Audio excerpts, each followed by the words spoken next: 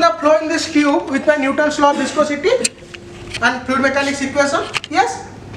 So let's find out. If I have a simple tube, right? Some pressure difference delta P is applied across the tube over a length span of L, right? Some fluid with viscosity mu is flowing through the tube. What is the volumetric flow rate? It's nothing but the tube diameter here is d. The volumetric flow rate around the tube is pi by 128 delta P by L, that is the pressure gradient, into d4 times mu. This is a flow in one tube. This is a flow rate in one tube. I have a single tube in which the fluid of viscosity mu is flowing. Okay. I have a pressure difference across the tube is delta P. Tube length is L and diameter d. This is a simple fluid mechanics formula through which I can find out the flow rate in the tube equal to pi by 128 delta P by L into d4 by mu. Similarly, I can now assume my porous media is composed of several tubes, bundles of tubes, through tubes. In reality, there may be a thorough tube will there, may not be there. For simplicity, let's assume our porous media composed of several thorough tubes.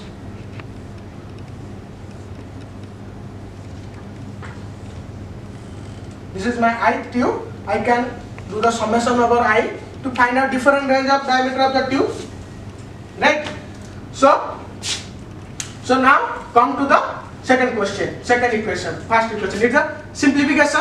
Here the diameter I put in terms of the radius, pi r by 4 to the power 8. I bring mu outside, right?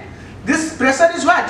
It's a vertical structure. You can write the pressure difference in not horizontal, in vertical.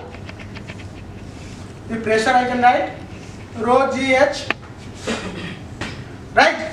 Then if I put everything outside, I can write the flow rate like this first. Pi r4 8 mu rho g I can bring outside. The del S, this is the pressure head, divided by del S. Del S is the L. I can put it in a differential form, right? This is for flow through one tube of I, right? So total volumetric flux, how I can calculate the volumetric flux? This is my flow through one tube. I have n number of tube of this size.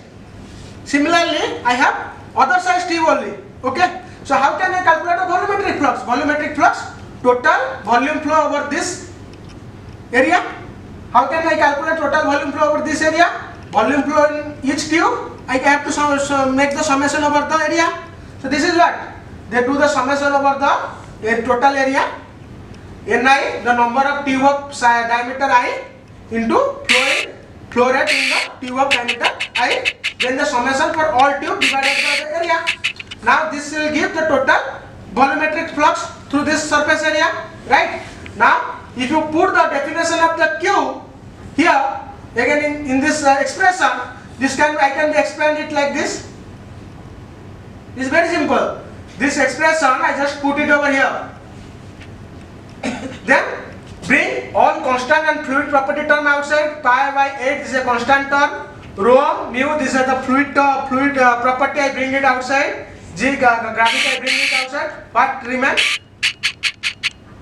This is something, property of the matrix only.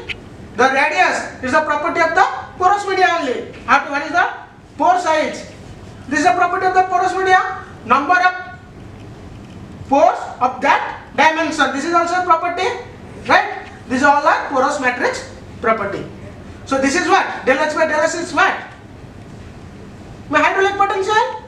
Earlier I have discussed, this is my hydraulic potential, right? So I can now segregate the terms into three ways. First, rho g by mu, this is my fluid property, right? Second, 1 by 8 times is summation over the whole area, pi ni square ri square by a, ri square del h by del s. Here the r4 term I put it pi r square into ri square by r1, right? So what is ni ri square? This term represents what? The whole summation of this term represents what?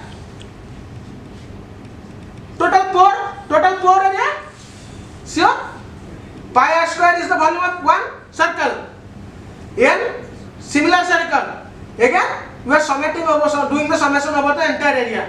This is my total pore size, total pore area to the total area of the porous matrix. So this is something equals to pi. This is something equals to pi porosity. If I assume to be it should be a thorough tube, then the porous volume to total volume is equal to porous area to total area at the surface. So this is something my phi, which is a property of the porous medium. This is something R square. This is also a property of the porous matrix. This has nothing to do with the fluid velocity. This term nothing to do with the fluid velocity. This term has to deal with what? The matrix. Is the inherent property of the matrix. And this term to hold together, if I plot it, the volumetric flow rate equals to rho g times mu. This K is known as intrinsic permeability into hydraulic potential. Got it? So now up to the point we come to a realization what is the permeability of the porous media. The permeability of the porous media is a porous matrix property. It's an intrinsic property. It don't depend upon the fluid.